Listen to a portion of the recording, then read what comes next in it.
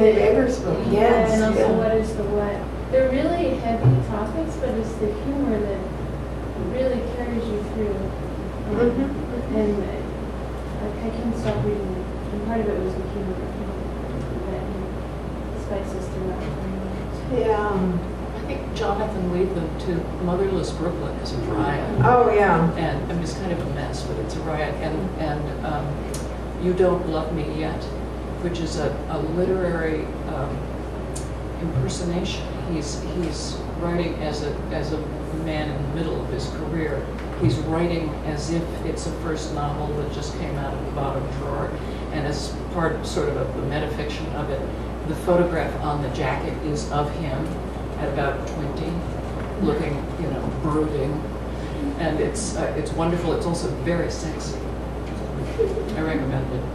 I've always thought that there's, again, something to me very particularly American about this. That most books, even very, very difficult books, there's some, this is totally subjective, but I feel like writers do try to provide a more complete experience. So even as you have this treatment, there will be it'll be leavened with some kind of humor, something to make the medicine go down.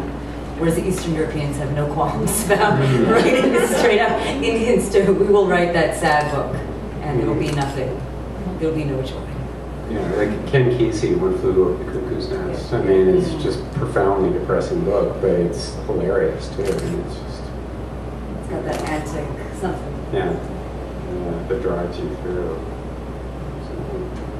Fighting back. I just had two things I wanted to say. One is that my favorite Dickens, probably on the list, is Bleak House, which again is at moments hilarious, and what you were saying about the naming, I think it's one of his best namings I've ever had as well. Yeah. But it's also very sad and also kind of relentless. But the other one that I love that is very polarizing, but I think is hilarious, is American Psycho by Bret Easton Ellis. And I've, we read it in my book group, and half of us thought it was hilarious, and half of us were so horrified they couldn't get past the 10th page. And I was curious if anyone else, Jane, had mentioned that book at all. Not American Psycho. Yeah, the Whitney Houston scene. I love Whitney Houston. Is one of the amazing commodification, anti-commodification rants in contemporary fiction. But it is just such a horrifying book. Yeah. To balance that with the rat scene. Yes. Yeah. And the business card scene. That's great. Yeah, but when that came out, there was such a polarizing reaction. I mean, you either went with it or you just hated it. I mean, there was such hate for that book. Yeah, it was very shocking at the time. I can't believe we've gotten a half an hour in without mentioning Mark Twain. And, I think he's very funny. There's some wonderful scenes in all the books. I love Pudd'nhead Wilson. But if you don't have time to read anything else, there's a short story called The McWilliamses and the Burglar Alarm. And I can't read it out loud. I've tried a couple of times because I laugh so much I spoil it for the hearers. It is one of the single funniest things ever written. It's short, but I just think it's over the top. The McWilliamses and the Burglar Alarm? And the Burglar Alarm. And the Burglar Alarm. Yeah, it's 1870s when burglar alarms were new. It's 1880s. It's really great. Reading aloud is a subject, especially for the 19th century novels. Pickwick, for example, is, I don't think, anyone's favorite Dickens anymore. It's almost not a novel. It's a quest, and it's very episodic, and was written, of course, as you know, for a newly literate or sometimes semi-literate audience, and it appeared in serial, and really he was expecting it to be read aloud. And if you try to, you'll find yourself weeping. It's really funny, read aloud. It just makes me wonder if the comic story or novel lends itself more to as you're talking, I'm thinking, these are two stories. One is Theodore Walton's Wild with P.O. There's a recording of her reading it, and it's the same thing. I mean, it's hilarious, and I don't know, I can't be objective to that now because I first heard it before I actually read it. And I don't know that it would have been as funny. T.C. Boyle had a lot of stories that are funny read out loud, but Part of a Champion, I think it's the ones that I've heard read out loud, which is much funnier listening to. And if you haven't read The Ask, I really recommend listening to Sam Lipset's. Oh, God. ridiculous. Yeah. Same with Donald Antrim. If you ever get a chance to see him read, because he comes from a theater background, and it's just, It's not right. yeah, he makes it really good. Yeah, I've seen him come up to a microphone before reading and just sort of look at it for a long time and make the audience really uncomfortable when you do this. Yeah, but yeah, I mean, I'm doing in 20 seconds what he can do for 5 minutes, so that everybody in the audience is horribly uncomfortable before he even says a word, and then, you know, he looks like he's about to have a heart attack, but it's all part of his shtick. Colson Whitehead is really funny reading from Sag Harbor, but I can't imagine his new zombie book being really funny, but he's a funny reader. And I'm thinking of Chimamanda Adichie, who's written such serious material and is writing comic work now. She did a reading at the AGWP I was hosting, and she got up and said, I'm going to read something new, and it's humorous. And it was a real crack up. It's a novel of manners about immigrant Nigerians, and it's hilarious. It's really and meeting somebody on the train, and what her accent is, and how she speaks, and does he recognize it? And it's just a wonderful combination. What we haven't talked about is how humor ages. That always interested me, because there were a lot of books that I read when I was a teenager that I've gone back to and that I kind of cringe. Like Tom Robbins for me. It was like I was obsessed with Tom Robbins, and then I tried to reread them, and I'm like, ooh, kind of dated, kind of icky, sexist. Big thumb. Yeah, I love those books so much. And shit, oh dear, I can't. I mean, it's part of my vocabulary. Yeah. And also, I think there's a lot to be said about like when you read the books, when they hit you. Like I've never read Much Wall because I read it too late, and it just didn't hit me right at all. And it never got to me for some reason. And I know I keep saying I'm going to have to retry, but I never, it's sort of like Catcher in the Rye. If you don't read it at the exact right moment, it will not work.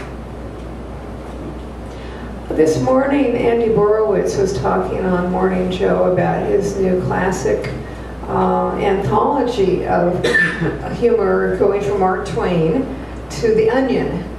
And he talked about the use of headlines and how Mark Twain satirized headlines as The Onion does. I don't know that we see that kind of contemporary comic writing as much as it was 100 years ago, maybe because our culture isn't necessarily as oriented toward the newspaper. But I'm thinking about the number of books that are written set in the office, or set around certain circumstances that are going on. The Imperfectionists is very that's true. wonderful. Yeah, the newspaper business, exactly. Yeah, but I think the Office novel is really interesting. There's this year, George's Perrick. There was a first actually English translation of a book that he wrote in the late '60s based on a computer program, and it's called it translates something like How to Ask Your Boss for a Raise. It's something like that, or like a middle manager's guide to asking your boss for a raise. And it's based. He had someone at IBM write a computer program, an if-then program. So it's one sentence of going through an office, like if my boss is in the office, I'm going to go in. If he's not, if the secretary's there, I'm going to go this way. And it's hysterical. It's very short. It's like 80 pages, but it reads like Josh Ferris. It reads like or Ed Park. It reads like a contemporary office with this sort of subjugated, office worker. So we have academics, we have the office. I'm interested in the Dave Eggers, because you're right. What is the What is a very serious book about, Sudan, and it's really based on a real guy. When he was a finalist for the Book Critics Circle Award in fiction, he brought Valentino. He brought the guy, his major source, with him, and they were together on stage and at the reading. So he's talking. I think it's kind of as I understand it, the Seed for the Voices of Witness series that that he supports through McSweeney's Publishing, of looking at things that have happened, the disastrous circumstances, conflicts in Africa, Katrina and Zaytoun. So it's funny that people are also talking about like black humor, Catch-22, Vietnam War, people who are really stuck in chaotic circumstances. And you might say that our contemporary year, month, and maybe even week are filling us full of information that's coming into our screens, our Twitter feeds, our television sets, and down the streets of New York. I'm thinking about Occupy Wall Street and the things that are happening in a presidential election year, and so many things that are happening right now that appear to have a kind of energy that's unlike anything I've seen in my lifetime. I don't know about the rest of you. And sometimes humor or dark humor is something that works really well in circumstances like this. And I think it's one of the reasons we're seeing a lot of historic novels set during wartime of other wars, because we were living in a time of wars. So it's possible there will be even more work coming, which is I'm going to ask Rob, are you seeing new material coming your way? People who are writing comic work? I think with something like 9/11, I think just now I'm starting to see kind of interesting work about it in fiction, because I think anytime you're polemical, it's a turn off. It's like you can read good nonfiction about it, and I think the best, especially humorous work, has polemical stuff in it, but it's subverted by dark humor. Because if we want to read a straight, one of my favorite writers is Joy Williams, and I don't know how she gets away with what she gets away with. Like her last novel, The Quick and the Dead, was basically all about environmentalism, but it's told through 3 teenage girls, and it's really blackly funny. It's just but it's so weird. But if she wrote a straight up polemical essay about environmentalism, you'd be like, well, maybe I'll read this sometime, because we all know what's happening in the environment, but we don't know what it's like to be a teenage girl trying to be a would-be eco-terrorist. That is much more fascinating than reading about what's happening to the environment, to my mind. But it's hard to generalize about what I see, but I see people struggling with heavy issues and mostly failing. No, that's a really good point, because I think there's abundant humor, but humor done well, especially about what's happening right now, I loved Super Sad Love Story, just because it was one of the books that I think the culture needs novelists every now and then to pop up and tell us how and where we're being ridiculous. And I hadn't really understood how ridiculous I was on GChat, or how ridiculous I was in my daily life, until I really read this. It showed me what it's doing to the language, what it's doing to beauty, what it's doing to lust, in this really, again, non-polemical, easy to sort of way. Although he was weirdly prescient about a lot of things, which was kind of scary. Yeah. And even he was like, "Oh my God." Yeah, I think he's a little nervous. Yeah, because that was it's a sort of futuristic book, but a lot of what he's written is kind of true. And he thought he was writing the most wild satire possible that would never come true, and of course it had. And it wasn't. Or how about early Jonathan Safran Foer, that first book? I remember seeing it in the New Yorker and going, who is this and what is this voice? And he maintained it so well. Others? The White Tiger, White Class Tiger. Warfare, and I review audiobooks, so I know an indecent amount about the audio versions of some of these books, and that one is particularly brilliant. The actor is John Lee, and he's just a genius. And it's a story told by an extremely unreliable narrator, which is hard for the actor to handle. You just got to get it right in the right place so you don't tip the hand and show where the text is going. I really recommend it.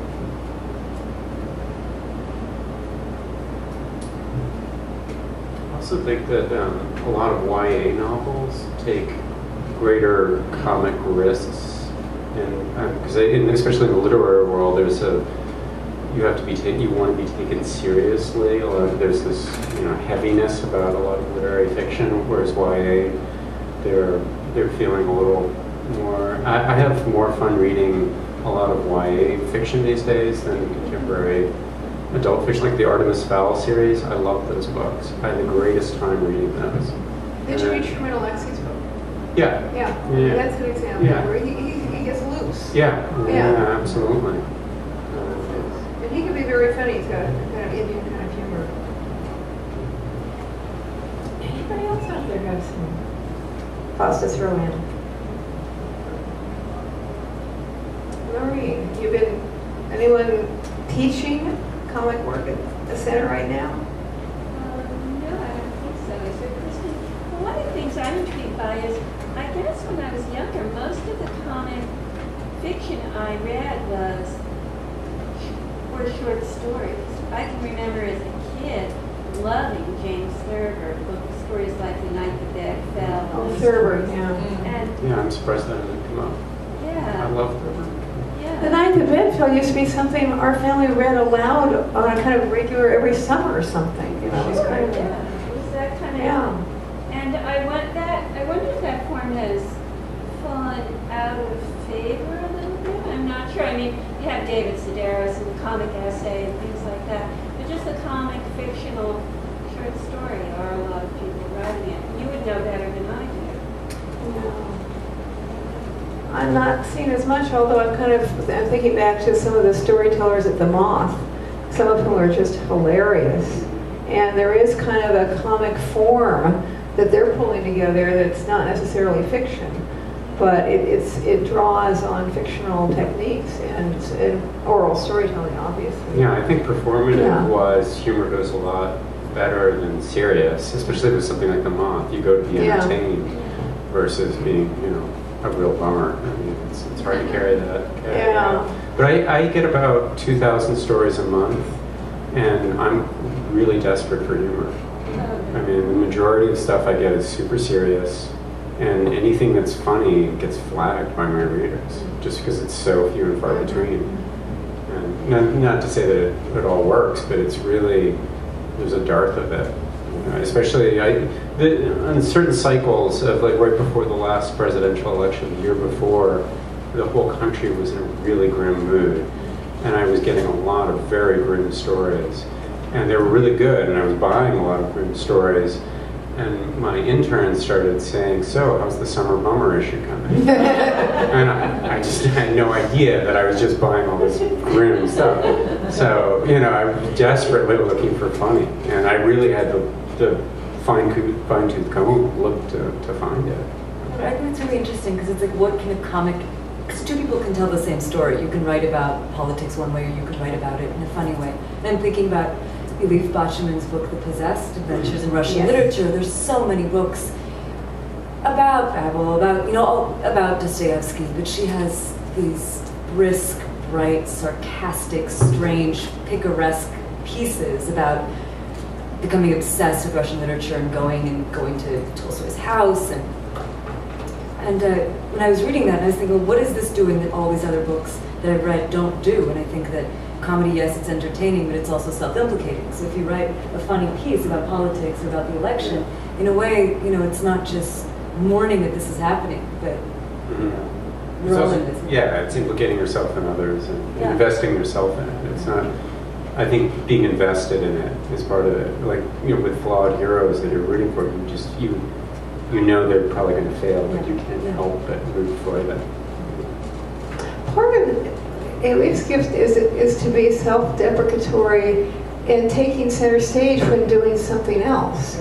I mean, she was a finalist for the National Book Critics Circle Award in criticism for that book, and she wrote a hilarious piece about coming to the United States from Istanbul, going down and being in the middle of a rainy day, evening, running into an old boyfriend, trying to get to the awards ceremony at the new school. being embarrassed that she didn't win and going to the reception. I mean, it just went on and on. It was picaresque, as you say. It was very funny. And then she goes out to dinner with her publisher and a group of people and asks Jonathan Franzen where he keeps his weed. And his agent keeps going, wheat, wheat. And she goes, weed, weed. And it just goes on and on. It's just hilarious. And you're laughing out loud. He said, in the freezer, it's coming down the table. And she's just been like a documentary camera. And it ends up this slapstick feeling. And it's all about being in New York and going to a literary event. And I can't think of anybody else who would have written about that experience in the same way. So she's got a very distinctive voice. And taking the piss out of everybody. Right, yeah. All these like stuffy. Yeah, I mean, that's part of what I think makes humor really work. To not be, you know, self-important. Because humor is, in a way, about deflating. I also think, you know, when fiction writers read aloud, you're right. Often it's the funny story that gets the best reaction from the audience.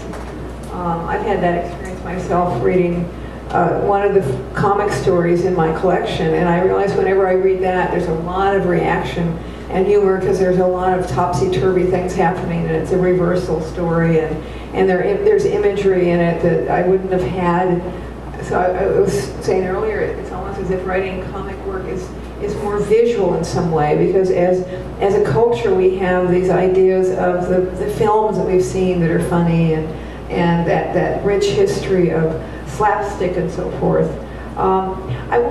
If we're ready to end, I want to conclude with just a couple of remarks from Stephen Byrd, who's on our board and teaches at Harvard. He's a very interesting critic, and his favorite comic novel is Randall Jarrell's Pictures from an Institution.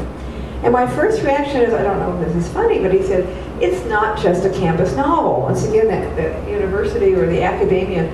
Jarrell's portrait of the fictional Benton College is an endlessly quotable trove of barbs, bon mots, and sadder but wiser epigrams, many of them directed at types, the snooty avant-garde artist, the publishing maven, the glad-handing boy wonder college president. Quote, about anything at all, Dwight Robbins believed that what reason and virtue and tolerance and a comprehensive organic synthesis of value would have him believe.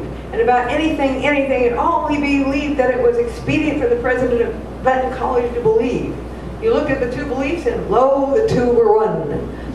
It's snarky, Byrd writes, as snarky as the negative reviews that helped make Jarrell famous as a young man. But the book as a whole is anything but a long snark. It is most sympathetic characters, the Rosenbaums, loosely modeled on Hannah Arendt and her husband, have learned how to live generously the life of the mind, and its least sympathetic figure, the novelist Gertrude Johnson, a sort of evil twin to Jarrell's narrator, traces with her unforgiving pen the path of superiority, of looking down on everybody and everything, that this satirical novel paradoxically wants to help us learn how to avoid. Jarrell's only novel for adults, Pictures found praise as well as controversy when it appeared in 1954. Some people thought Benton was Sarah Lawrence or Kenyon, and some, with more reason, thought Gertrude was Mary McCarthy. They're related but not the same. The college and its faculty and visitors are not just an excuse for funny remarks. They are. Nora, you've been there, Cy, about academia. They are that too. But an attempt to find and fully, and amid folly and pretense, a place for new experience, for innocence, for genuine art. I'm always grateful when I get to listen to you all. And when I get to read the work you send, it's exciting. I send out the question, I go, what's your favorite comic novel? And I don't know what's going to come back. And I just have to, it starts coming in, and people sit down and they write an essay like that, or they write several paragraphs, or they write several sentences. And it's like we're part of a group of people who are so passionate about books, it's just ends up feeling thrilling. And I feel like you've had your chance to contribute some tonight, and I thank you for that. Take a look on the blog and look at the others if you want. There are a lot of them. We have a new question coming up, and I'm just starting to get dozens of responses, and that's, what's your favorite book about work? And guess who's popping up? Philip Levine. So I use the word book, so it's not just fiction, it's, you know, nonfiction, fiction and poetry. Thank you again.